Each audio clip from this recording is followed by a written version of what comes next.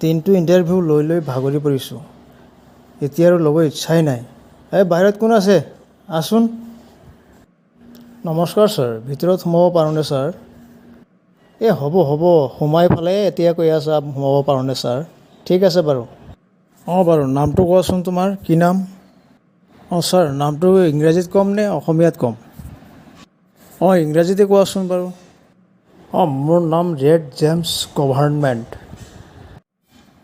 কি কথা কয় নামটো বোলে গভাৰ্ণমেণ্ট, কেনেকৈ কথা কয়? ইয়াক কেনেকৈ কি সুধিম?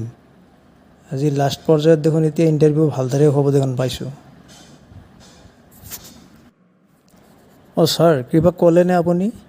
মোক কিবা সুধিছে নেকি? তাৰমানে কি গভাৰ্ণমেণ্ট, ভালকৈ কোৱাচোন, অসমীয়াত কথাটো ভাঙি কোৱাচোন। তাৰমানে ছাৰ মোৰ নাম লাল মানিক চৰকাৰ। লাল মানে ৰেড, মানিক মানে জেমছ, চৰকাৰ মানে গভাৰ্ণমেণ্ট।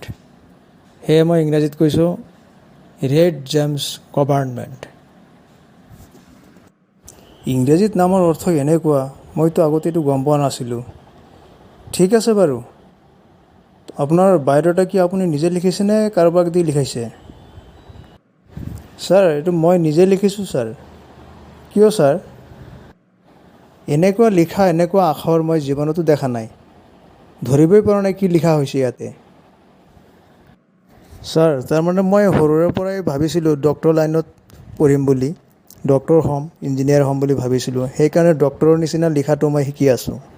গতিকে ক'তো চাকৰি নোপোৱাৰ বাবে আপোনাৰ ইয়াতে আহিছোঁ আৰু। মোৰ লিখাটো ডক্টৰৰ নিচিনা লিখা, মই সৰুৰে পৰা এইটোৱে চেষ্টা কৰি আছোঁ ছাৰ। এইটো বেয়া নাপাব ছাৰ। ঠিক আছে বাৰু, কওকচোন গ্ৰামাৰ কাক বোলে, ইয়াৰ কেই প্ৰকাৰ আৰু কি কি? ছাৰ যিবিলাক গ্ৰামত বসবাস কৰে সিহঁতক গ্ৰামাৰ বুলি কোৱা হয়। যিবিলাক মানুহ ছাৰ অসমৰ গ্ৰামত বসবাস কৰে সিহঁতক অসমীয়া গ্ৰামাৰ, আৰু যিবিলাক মানুহ বাংলাদেশৰ গ্ৰামত বসবাস কৰে সিহঁতক বাংলা গ্ৰামাৰ বুলি কয়, আৰু যিবিলাক মানুহ নেকি ইংলেণ্ডৰ গ্ৰামত বসবাস কৰে সিহঁতক ইংৰাজী গ্ৰামাৰ বুলি জনা যায়। এইখিনি গ্ৰামাৰ মই 3টাই পাইছোঁ ছাৰ। হয় নেকি? ঠিক আছে বাৰু, কওকচোন ইংৰাজীত 5টা ফুলৰ নাম। ঠিক আছে ছাৰ, কৈ আছোঁ মই। ৱণ্ডাৰফুল, পিচফুল, হাউচফুল, বিউটিফুল, প্ৰেমফুল। এইবিলাক কি কৈ আছে এইটো ইংৰাজীত ফুলৰ নাম হয় নেকি? কিয় ছাৰ, আপুনি দেখোন ক'লে ফুলৰ নাম ক'বৰ কাৰণে ইংৰাজীতে। এইবিলাকে ফুলৰ নাম।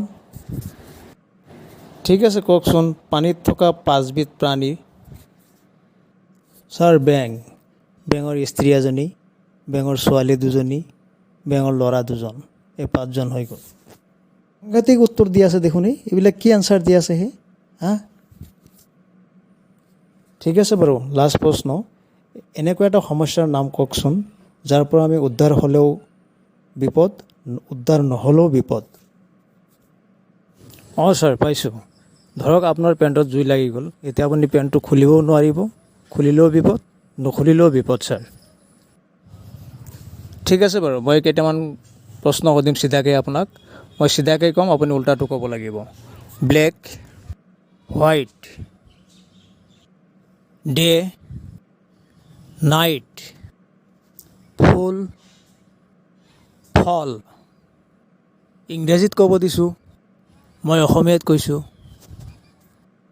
কি পগলা নেকি আপুনি সুস্থ মানুহ নহয়? কথা বন্ধ কৰা, তোমাৰ পৰা আৰু উত্তৰ নুশুনো। আপুনি কথা কওক, মোৰ পৰা আৰু উত্তৰ শুনিব লাগিব। আপুনি উঠক, আপুনি বহক। কোন আছে ইয়াক সোনকালে ওলাই লৈ যাওক, মোৰ মাথা বেয়া কৰি দিব। ইয়াৰ চাকৰি ল'ব অহা নাই, মোৰ মাথা বেয়া কৰিব আহিছে।